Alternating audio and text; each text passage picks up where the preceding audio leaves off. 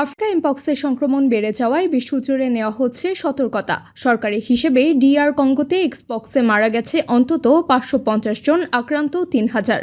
আফ্রিকার 12টি দেশের বাইরে সুইডেন ও পাকিস্তানের পর এবার ফিলিপাইনে শনাক্ত হয়েছে রোগী। এদিকে এমপক্সের নতুন ভ্যারিয়েন্ট ক্লেড 1-এ মৃত্যুর হার 10% পর্যন্ত হতে পারে বলছেন বিশেষজ্ঞরা। সুইডেনে এই ভ্যারিয়েন্ট শনাক্ত হয়েছে। নতুন মহামারী মোকাবেলায় বিভিন্ন বিমানবন্দর ও সীমান্তে শুরু হয়েছে স্ক্রিনিং ও পরীক্ষা। আফ্রিকায় এবছর এমপক্সে আক্রান্ত হয়েছে অন্তত 18,700 মানুষ। রোগের নতুন ভ্যারিয়েন্ট ক্লেড 1 দুশ্চিন্তা বাড়াচ্ছে চিকিৎসকদের। Congo, Burundi, Uganda, Rwanda, Kenya ও সুইডেনে শনাক্ত হয়েছে এই প্রাণঘাতী ভ্যারিয়েন্ট। করোনা সংক্রমণের ভয়াবহতা কাটিয়ে ওঠার পরপরই বিশ্বের নতুন মহামারী হিসেবে আবির্ভাব হয়েছে এমপক্স। আফ্রিকার DR কঙ্গো আশেপাশের এলাকা থেকে ছড়িয়ে পড়ছে এই সংক্রামক রোগ। আফ্রিকায় ভ্রমণ করা একজনের দেহে এমপক্স শনাক্ত হয়েছে সুইডেনে। পাকিস্তানে এমপক্সে আক্রান্ত হয়েছে মধ্যপ্রাচ্য ফেরত এক ব্যক্তি। ফিলিপাইনে সোমবার একজন রোগী শনাক্ত হয়েছে।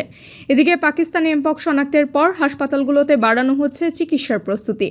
ভারতের বিমানবন্দরগুলোতে রোগী শনাক্তে এমপক্সের পরীক্ষা করা হচ্ছে, দেওয়া হচ্ছে কোয়ারেন্টাইনের নির্দেশনা। তবে ইউরোপ ও আমেরিকায় এই রোগ সংক্রমণের আশঙ্কা কম বলে জানিয়েছেন চিকিৎসকরা।